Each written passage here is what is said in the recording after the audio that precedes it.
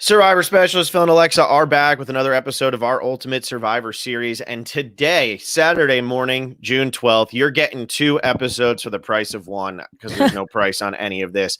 But we're starting way early. We're getting this going bright and early on a Saturday morning.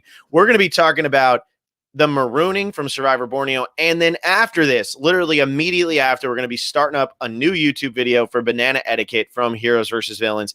Our episodes for this season, in air quotes, for 16 people and for 15 people.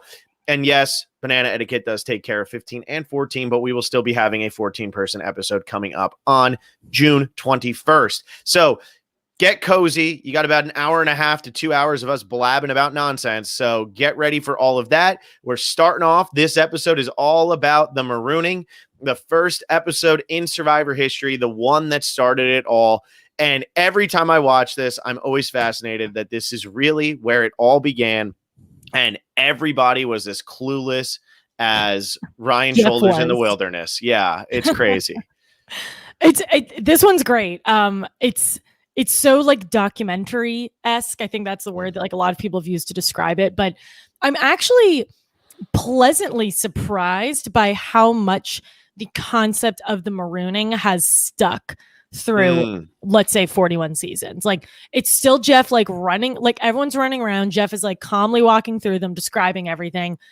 I think there weren't chickens on it, but like really the same thing. It's 2 minutes, jump in the boat after. I am like shocked at how much that hasn't changed. I really like that. Yeah, and we've seen different variations of it throughout Survivor history, and we've even seen in season 39 where there was no type of Marooning, there was nothing, they just show up. But this is something that, through all the things that have been inconsistent with Survivor, voting somebody out and this are things that are pretty much in every single season. I mean, we might not get a Marooning jumping off a boat because, you know, in Survivor Africa, there is no water, but they're still just kind of being dropped off, and it's great. Now go find your camp. And I think that that's very interesting, that for a lot of season 1 doesn't work. You know, if you really look at it without the retro goggles, without the nostalgia goggles, it really doesn't work. There's so much in there that's just like it's kind of boring. It is what it is. But they've changed most of it. The Marooning, however, worked, and they just found a way to make it even better because they actually show a lot of what's going on, and they add in clues and they add in different things. But it's the same concept. It's get off the boat. You have 5 minutes, and then you got to get in the water, and it's just Jeff narrating it then, and then we get an epic intro rather than him sitting there on a bus being like, hard to believe 4 hours ago these people met for the first time. I'm like, all right, Jeff, I'm like, exhausted. Get out of here. Yeah, I know. Yeah, and I like how much Jeff isn't Jeff too. Mm-hmm. Like this is like a definitely cool like timestamp, and there's a few things that I think like Borneo itself does really well, but I love that Jeff talks to us like he breaks the fourth wall to describe what this show is because there isn't any precedent for it. Like he gives us a heads up. He's like, well, the Tagi tribe lost, so now they're going to go to tribal council and vote someone out. And I like that. And like Jeff isn't cocky yet. He's not the purpose of the show yet. So I really like that because I do think that makes it a lot more natural. It makes this way less of a game show. Yeah, I agree. And it's I like also the little inside takes here where Richard Hatch says for the next 21 days, we're going to have to work together or we're not going to make it, because this was back when they knew for 21 days, you're on a team, 18 days, you're individual, and that's when the merge happens. Like they knew this was happening because it was so spelled out for them. And it's funny to hear somebody talking about the rules of Survivor as almost a hint to us as well, because we don't know what happens after 21 days, but it's clearly already pre-planned. I mean, this is an episode. What's so fascinating about this episode is, you know, there's those things in TV where you'll be like, that'll never happen again. We'll never have that moment again. Yeah. You know, like with the Red Wedding and the MASH finale where it had, you know, whatever, 20 million, 30 million, 40 million viewers, whatever it was, some ridiculous amount of people. But then there's always those things, especially nowadays, people want to think that, oh, nothing like this will ever happen again. This is epic. This is the best thing ever, you know, blah, blah, blah.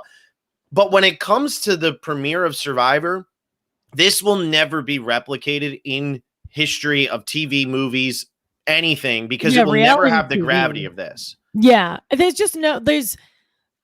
just a matter of precedent. Like, people will always watch a new reality TV show and go like, well, this is Big Brother, or this is like Deal or No Deal, or any other show that's existed for, or like Jeopardy, anything. There's no reality TV show will do what Survivor did. And it's really cool. And it's like, we can make fun of like the bad graphics and like how they walked on to their camp and had literally no idea what to do. But to me, that's why this is so good. And I'm not a believer that this is the best season at all, but I do believe that like this first episode is like, you could watch a movie from the 90s and it's nothing like this. No, it's absolutely iconic. And so what I love about it is just the total unknown. The producers didn't know what they were getting into. The cameramen didn't know what they were getting into. The castaways didn't really know what they were getting into. America didn't know what they were getting into. Like, nobody knew what was really going to take place on this season. And we've been talking a lot about season 41 on our Patreon. And when I talk about that, I've been mentioning age diversity a lot, because there's been a lot of discussion about racial diversity and you know, inclusivity of LGBTQ and all of that. But one of the things that gets overlooked in Survivor is age diversity. And I think because it's not necessarily as in your face in our world right now, it gets overlooked. And I think one of the fascinating things about Borneo is you had a 72-year-old, you had a 63-year-old cancer survivor, 67-year-old BB, and they all like worked together still with the 20-year-olds, with the 30-year-olds. Rich is 40-something when he's playing. And I think it's very interesting that for this first season, they did a phenomenal job of really honing in on the all walks of life. And I think that's what made it so fascinating to watch. Even when now, 21 years later, we look back and go, this really isn't that fascinating. But when you're watching, you got the biochemist from New Jersey. And then you got the preschool teacher who seems to know how to do everything. Like, what's going on with that? It's really interesting how that dynamic works. I'm glad you brought that up, because I wrote down that this like must be some of the best location diversity too. I think it's definitely an older cast, which is great, because we don't get that. But we have like someone, I forget who, like Joel is from Wisconsin, like Arkansas. It's not just like New York City and LA and obnoxious Boston people. Like, Rich is from Rhode Island, but like he doesn't really talk about that much. And like, there's 2 people from San Francisco, but I don't think there's a single person from LA or New York City, or at least both. And that's very clear. Like, it's very like, I hate this phrase, but like salt of the earth people. But I think that's also what makes this so good, because it is people from all walks of life. And even then, like, just in 2000, like, influencers didn't exist. And in 2000, like, a lot of jobs that we talk about now just didn't even exist then. So the jobs were a lot, like, to use this word in a positive way, simpler. And I think that makes it more digestible. And it's like, you know, like Suhawk is Suhawk, and they wouldn't cast like a Suhawk anymore.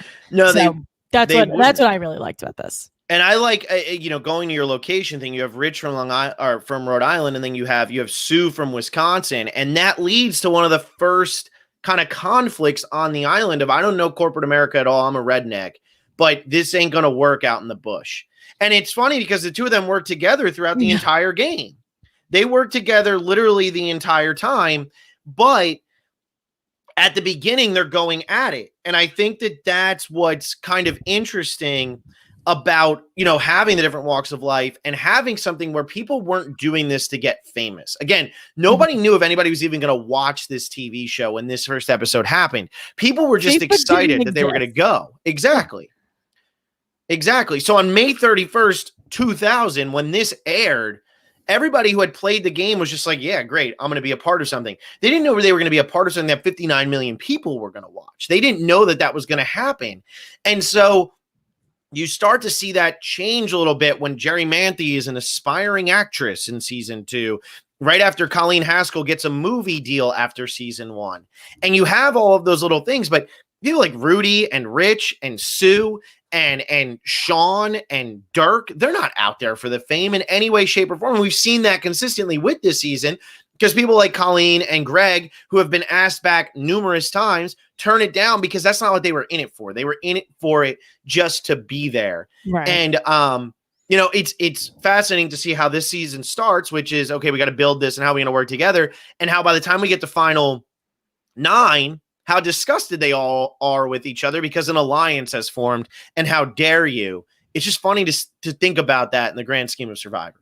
It is funny, like, to see the disgust for the alliance, strictly because, like, in this episode, they're not talking about like actual alliances, but when Tagi is preparing for tribal council, like, the girls are like, oh yeah, like, we're like, I think I'm going to do this, and they're not telling each other to do things, but they're giving each other heads up. And Sue's like, well, I don't want to vote with the girls. That is like so close. Like, if they like fast forward 20 years, like, it's so close to what everyone does now, but they just didn't like shake hands on it. It's pretty much that. It's like, here's my heads up rather than I'm doing this with you. Well, and the first vote is 4-3-1. Yeah.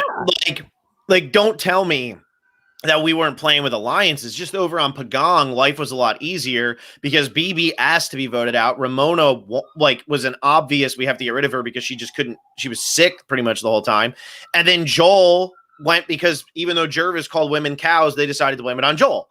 So, like, Pagong had an easier time and didn't really have to form alliances. Whereas on the other side, you had Stacey Stillman and Rich Hatch. And I would argue that Stacey Stillman would have been the second best player on this season had she not been purposely kicked out of the game. Yeah. And so if she stays, she had the mindset for it. And that's why she was thinking, okay, great, we're going to get rid of the old guy. Women will have the numbers, all that. But Sue Hawk, the women think I'm voting one way and I'm not. Like, that terrifying voice, that terrifying accent as she's sitting there like that.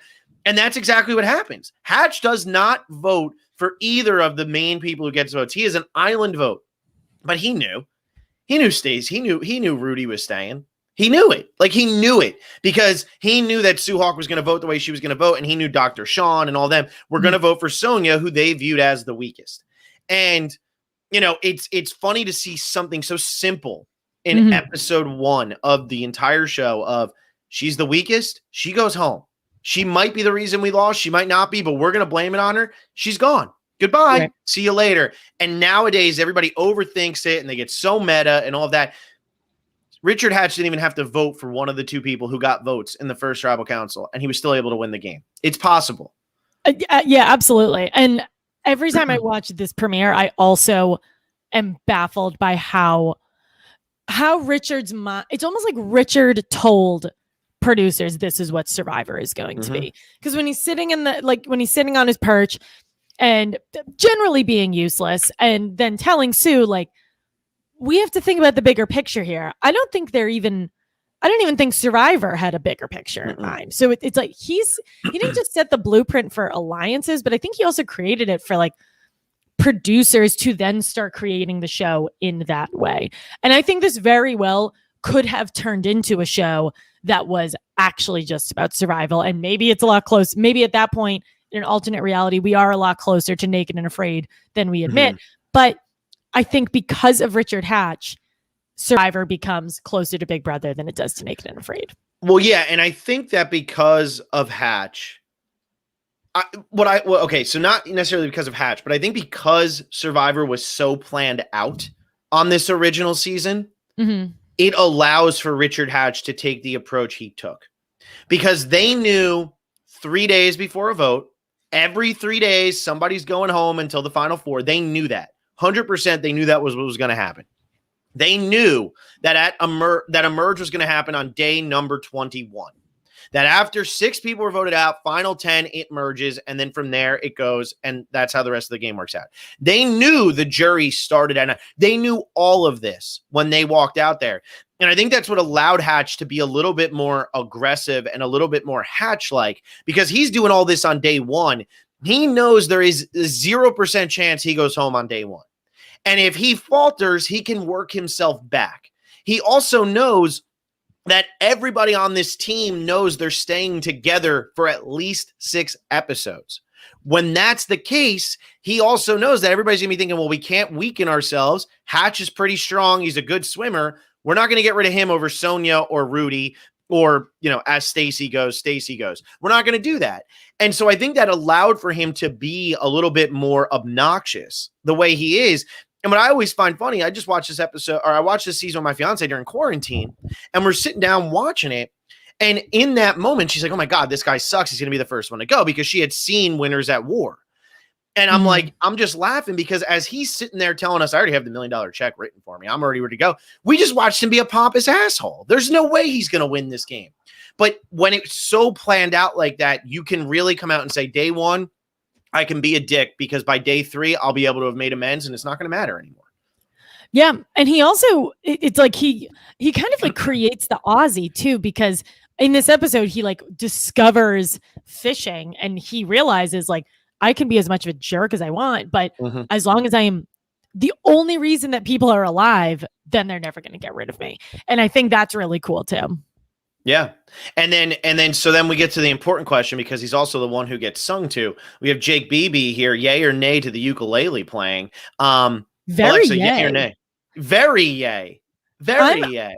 I'm very yay on it. I think one of like the coolest, it's just so cool that your first boot, and like the first boot of the franchise, and arguably one of the most influential people of the franchise, have like a really cool bond. And I think like that's what's great about Sonya. She's not like a psychotic first boot. Like the poor thing, like I honestly, for what it's worth, I think she was doing better than she probably had any business doing.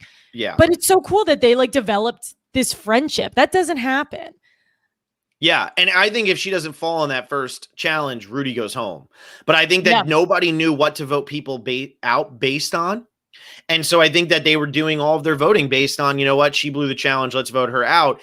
But Rudy would have gone home because Rudy wasn't getting along with anybody. And as we know, Rudy should have gone home at 14 and was going to go home at 14, but there was a little influence going on there. And so that's why Stacy ultimately ends up going home. And then after that, Rudy just is able to navigate the game. But if Sonya doesn't fall, I think Rudy goes. But I love this ukulele moment. I love all of these moments. I love all of these human moments. I love BB and Gretchen. And I love that they're like having this. Colleen and Greg are barely in this episode. And we know that they go on to be like two of the big stars of this season. But I love BB. No, I'm never going to get tired. I'll be fine. It doesn't matter. But I also love them talking about the fact that he has a 45-year-old wife and they're all calling him a player out there. And they all love that. I think that those little moments are just fascinating. Yeah. And like BB and Ramona finding the water, and they're like, well, maybe we just like don't let anybody else drink. 15th and 13th. What was that? I said 15th and 13th. Yeah. The two people who find the water. Yeah, we don't need them. We'll just not drink. I did think like there were two like moments that like stuck out to me. People now were always like, oh my God, like Angelina got the first confessional in David vs. Goliath. Like, what does it mean to get the first confessional?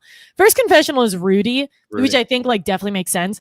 But there's immediate tension. It's like immediately showing the tension between him and Kelly. And I think that's something that also carries on like throughout this, like lay the groundwork for the group that's going to make it really far. And then the first like scene of, the Pagong Alliance of the Pagong tribe is Ramona saying, I don't belong here. I belong in a lab coat. Like I'm a city girl. And that's another thing that we still see to this day. Yeah. So it is cool. Like knowing what, not storylines, but like seeing what storylines carry. Well, and it's kind of like, the hero's journey, that's been around for thousands of years. It's the Spartacus thing. It goes all the way back to like biblical times. And so the hero's journey is something that we see all the time now. And like everybody always says, there's no original story anymore. Every story is a copy of some other story, even if it has a unique twist on it. And that's what Survivor is. And I think that, now we still see the same storylines, but what it comes down to a lot is, are these people likable? Are they unlikable? Do we care about them? Do we not care about them? That's what it really comes down to when you're telling a story. And that's what separates a good movie from a bad movie, a good book from a bad book. It's not the story, it's how it's told, and do you care? And Survivor did a great job right away of throwing these people in a situation that we could all see ourselves in. And how many people have thought to themselves, I don't know if girls think about this, but I know I did as a boy, saying, okay, if we were shipwrecked on an island, like what adventure would we have? Like that Lord of the Flies kind of thing. Yeah. And you could put yourself in that situation and say, how would I do not eating? How would I do not drinking? How would I do with rats? How would I do with this? How would I do sleeping on that stuff? You could put yourself in that situation, and then you could figure out which one of these people you wanted to connect with. And that's how you had your show. That's how you had your show. You had total empathy, which not many other shows can do. Yeah. Yeah. And that's completely right. Like BB, I think is a great example where like when BB goes home, it's like, oh, he's such a jerk. But like in this episode, he's adorable. Like all these people are just like superhuman. And I think that just boils down to the fact that, like you said, nothing existed before. There was no one to base this off of. People didn't know. There was no option to be anything other than yourself. There was no option to choose to be a hero or a villain, which is actually what we're going to be talking about right after this. So it's a good like dichotomy of episodes that we're talking about. And that's, I don't know. I thought that was really great. And I think the location was good too, because it wasn't like Borneo is not a place that people have heard of. I know it's in the South China Sea. I don't know anything past that. If it was like Australia, for example, like that's a place that is very well known. And I think that like definitely contributed a bit to that season. I think when you went somewhere so remote, you actually did what would you do on a deserted island? Yeah, I think it was brilliant of them to start it off and just call it Survivor, because they didn't know they were going to get a second season or a third season or whatever. And to just call it Survivor and not have it look like a fan-made, crappy, Photoshop graphic. 41. But if you're doing 41, get out of here with that. Do you? I think the 41 looks like I made it in my basement in 3 seconds. But anyway. You might have. Okay, but anyway. But I think just calling it Survivor, and even though they say we're in Borneo, we're in this remote location of Borneo, and it's in the South China Sea, they don't give us much of a they don't really inform us where it is. They don't really tell you much about the island except that it's dangerous. And every ship, like biting the camera. The snake, that poor camera guy probably died. But by doing that, you really do create the shipwreck element, because if they had started in a place people had heard of, they said, oh, they washed up on the shores of Panama. Great, well, just walk into town and find people who can help you survive in Panama. But putting it on an island that pretty much, I would guarantee in 2000, 99% of people had never heard of. By putting it there, you now make it feel like they really are stranded. They're really helpless. They're hopeless. Even though we know that there's a camera crew, we know there's got to be a town somewhere, it feels like they are entirely isolated. When it comes to Australia, it's like, yeah, I know they have a lot of desert and all of that, but it still feels like, hey, I can call somebody. I can figure something out. Maybe a plane will fly overhead. They made this seem so isolated. And that just adds to like the mystique of what's going on out there. Yeah. And I know we're not going to talk about this episode, but in these early seasons, I always laugh at / really like that challenge where Jeff is like, there is an airplane flying over and you need to ask for help.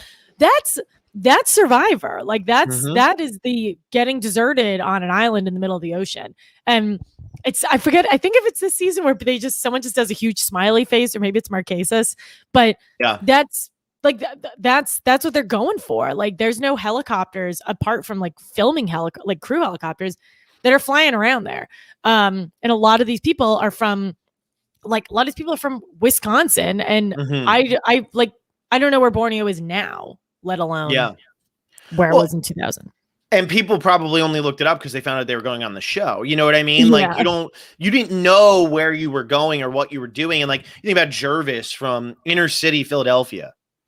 Like he's never heard of Borneo. He's not going to Borneo. You know what I mean? Like in Greg Buis, who's a Ivy League graduate. I don't remember where he went. I think it was Brown or Dartmouth, but Ivy League graduate living in Colorado. He's never heard of Borneo, and he's like an outdoorsy weird guy. So nobody knew where they were going, and America didn't know what was going on. And I'm telling you, I just think that all of those little layers just add to it. And the fact that you had 25-year-old Jenna Lewis, or 27, whatever she was, Colleen Haskell. I think Jenna was 21, and then Colleen was like 24, 25, whatever it was. But then you also had somebody who could be like your grandpa or your grandma or, your old racist uncle, whatever it was. You had all of these characters, and they were all doing it as well.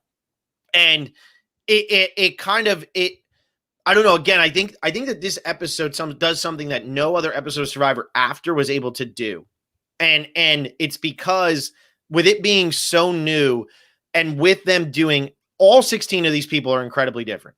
Jenna Lewis and Colleen are the most similar ones on this season, and they're really not that similar at all. And they're the most similar ones just because they're like young women. And other than that, you could look and there was somebody different that you were going to relate to depending on what part of your life you were in.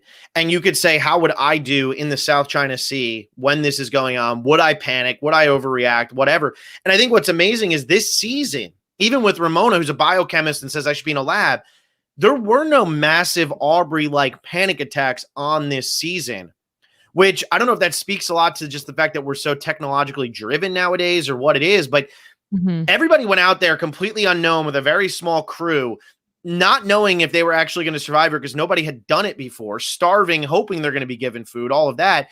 And nobody had any type of panic attack. Yeah. And this group, if there's any group apart from like, I would say Guatemala, like if there's any group that like genuinely should have been concerned for their lives, and I guess Wrong too, but like it's this group because they don't know how many medical people are out there. Like they actually don't know what to do. They actually don't know how much rice you can actually survive on. Now, like everyone gains weight, everyone bulks up. I wouldn't have thought to do that on this first one. So it is really interesting that they're like, yeah, I belong in a lab, but I'm here and I guess I'll be fine.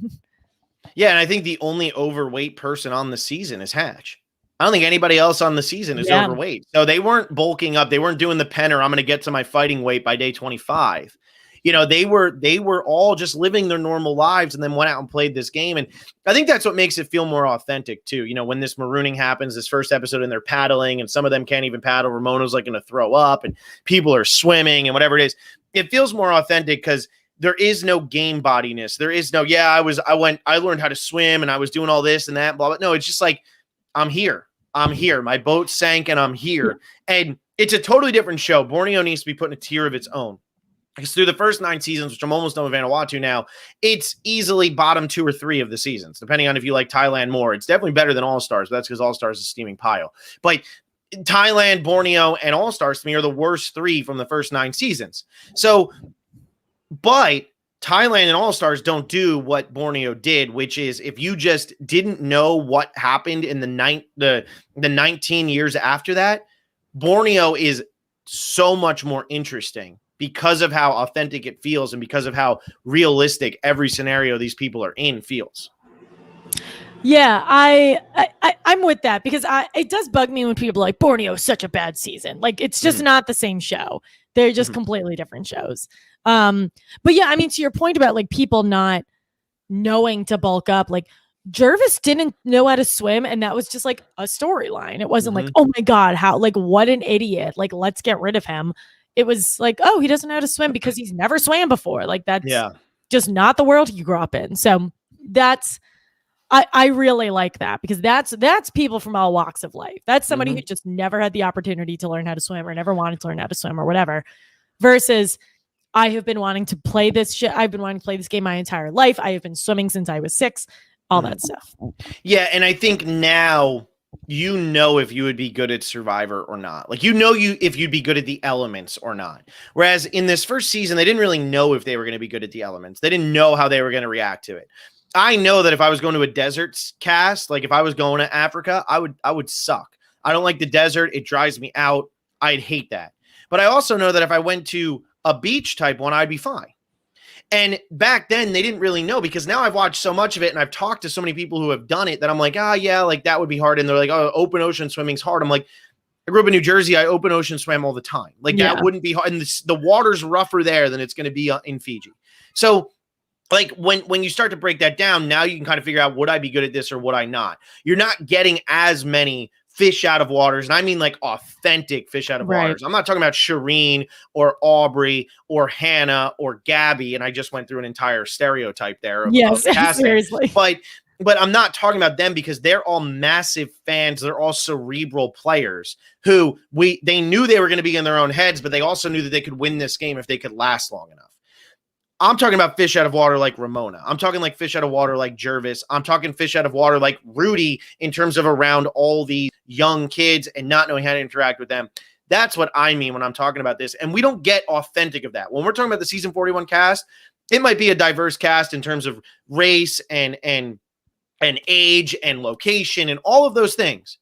But you're still not going to get the authentic version of whatever that person is. Like if they're a rancher, you're not going to get the authentic rancher because we've seen a rancher play before, and now Survivor's trying to find a replica that's a little bit better than that initial rancher. Yeah. It reminds me a bit, I feel bad even like saying this because like we both love her so much, but it reminds me of like Lauren Beck's Ponderosa. She was like, I was out on like, she was like, I'm an LA girl. I went out, I made it to the final four.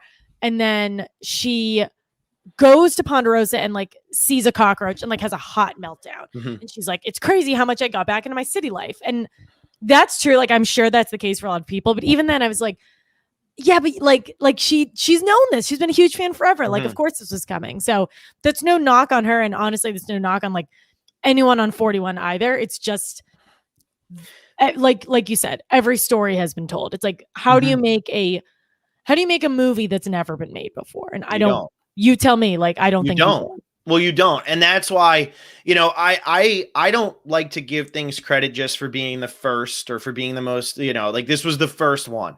Okay, great. But that doesn't make it the best one. Yeah, it's original. It came through. But if you sit down and you watch every season of Survivor, this is not going to be in your top 5, your top 10, your top 20, unless you're saying, oh, the nostalgia, because it's not as interesting as the other seasons. Mario Lanza would probably disagree with me and beat the crap out of me for saying this, but this is not going to be your favorite season of Survivor unless you really do only want to watch that show. If you're in it for Survivor, if you're in it for what the game is, this is not going to be the season for you. But that's okay. And I played Survivor in season 42, 43, 44, because I'm not on 41, everybody. I hate to tell you. But if I played on one of those seasons, I would know that I'm not going to go out there and I'm not going to be able to hit the level of a Boston Rob or an Ethan and Lex or a Tina and Colby. I'm never going to hit that. But that's okay because that's not what the game is anymore. And that's also not what the fan base is anymore. But you need to know that going in, and because it's been around for 20, 21 years, somebody like Hatch is probably always going to get more credit than Tommy until it's all said and done. And then we can actually sit down and look at it with a very, very neutral perspective and say, you know what? Maybe what Tommy did was unbelievably impressive. And maybe he deserves more credit than somebody like Hatch because he played a game with nothing in a time where everybody had everything. And yeah, Hatch invented the game, but maybe Tommy deserves a little bit more credit for being able to do it after seeing it and not needing to do the things that all new school players need to do. So we're never going to know, though. You're never going to know because it's just too, they don't go together. Yeah. Well, it's just that concept of like, not like you must respect your elders, but like everyone just assuming that the original is the best version of something. And I think like, I'm not the biggest person who I'm not the biggest fan of like, we must get out of Fiji. We must get out of Fiji. But I do think there's a lot to be said about the fact that like, I cannot differentiate a lot of the 30s. Like they feel like a collective slog because they're all one after another after another. And I think a lot of the really exciting players and like quote unquote potential legends that come out of there will never be regarded as such just because like fate made them play the 37th season rather than the 3rd season. Yeah, I think the only types like Janet Carbon could hit that level because she's so different from what we've ever seen. Right. Because there was such a lull in having older women on Survivor that if Janet Carbon could be that person, like that Yao Man, where Yao Man at the time, it was like, holy crap, who is this guy? And I feel like Janet's really the only one who could hit that because, no matter how great Aubrey is, no matter how great Joe Anglim is, no matter how great Kelly Wentworth is, and I'm just going down that line there, it does not matter because we've seen 30 Aubreys, 30 Kelly Wentworths, and 30 Joe Anglims play by the time they play the first time. And so when that's the case, like, yeah, we they're the legends of right now, but it's kind of like how my parents still talk about Lex and Ethan like they're the second coming.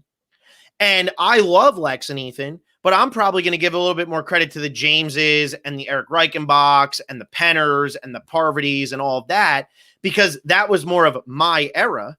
And then you'll get those people who now are going to give all their credit to Aubrey and Wentworth and all of that, because guess what? In 10 seasons, all you people who are 15 to 18 right now and think like, oh, these are the legends. In 10 seasons, all the 15 to 18-year-olds are going to laugh at you and say, Aubrey and Kelly weren't that good. Joe sucked. I didn't like Joe. Like, because that's just what happens. It keeps moving. And it kind of reminds me of, I compared it like this way back, but Survivor's like the NFL.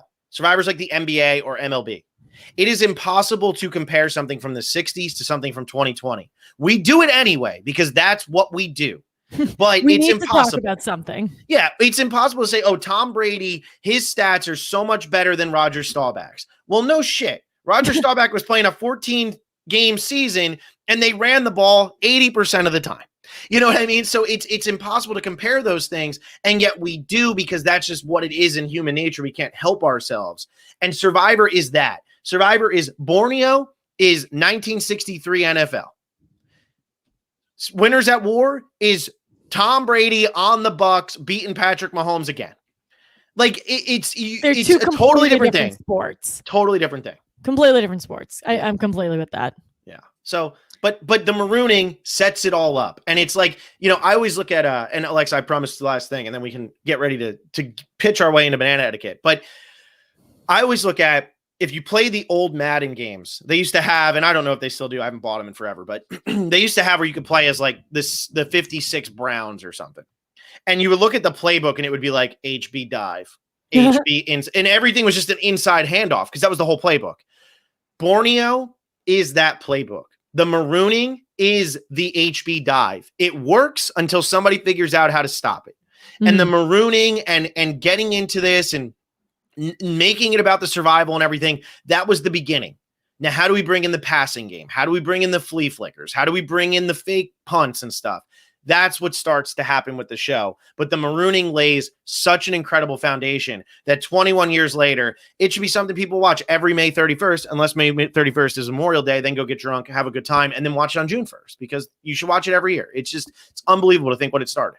Wow, Phil, you have missed podcasting. I have missed podcasting, and I will say, I am excited to do the next one. I'm ready to roll. It's Saturday morning. I'm going to Disney tomorrow for a week. I am ready to roll right now. We are about to take the complete opposite approach. We are now going to be talking about banana etiquette, which is an episode that's full of returnees, and returnees who this is another thing that we wouldn't be talking about in May of 2000, but like, how does this affect their legacies? Like, players are better and players are worse. Like, I don't think Ramona Gray gave a shit about what anyone's legacy was. Mm-hmm. And that is what made Borneo so great. So right after this, we are going to be doing our 15-person episode of the Ultimate Survivor season, Banana Etiquette, which I feel like we talked about recently, but I don't care because it's such a good episode. It was on our Patreon that we talked about it. So if you're not a patron, patreon.com/Survivor Specialist, Alexa and I giving all of our takes for the season 41 cast over there. I just did a tribe breakdown because I saw how the tribes came out. Alexa's going to be having hers up in July at the beginning. We have all daily content straight through to July 4th now. And then we're going to keep going with this season 41 coverage, because who isn't excited that season 41 is coming, right? I mean, this is the time to be alive. It feels excited about everything except for the logo. Yeah, the logo. I mean, I'm just saying the logo looks amateur. The bright colors, that's been like a new thing. That's fine. That's what it is. To me, I like when you put it next to Winners at War, there's like a person coming out from like the ashes. I'm pretty into that. But the only thing I don't like is that the 41, I'm pretty sure, is pixelated. You know, it looks like it just looks like when we put our 41 on Instagram the other day, because we were like, hey, let's promote this. I made that 41 in Word and it looks terrible. But like that I'm also not getting paid like $100,000 to make the logo for the biggest reality show in the world. So, and it's like the same quality. Yeah, I'm just saying. Sorry if you're the logo maker and you're listening. I get it. That's what they wanted. That's fine. I just think it's a little too bland for me. I get that.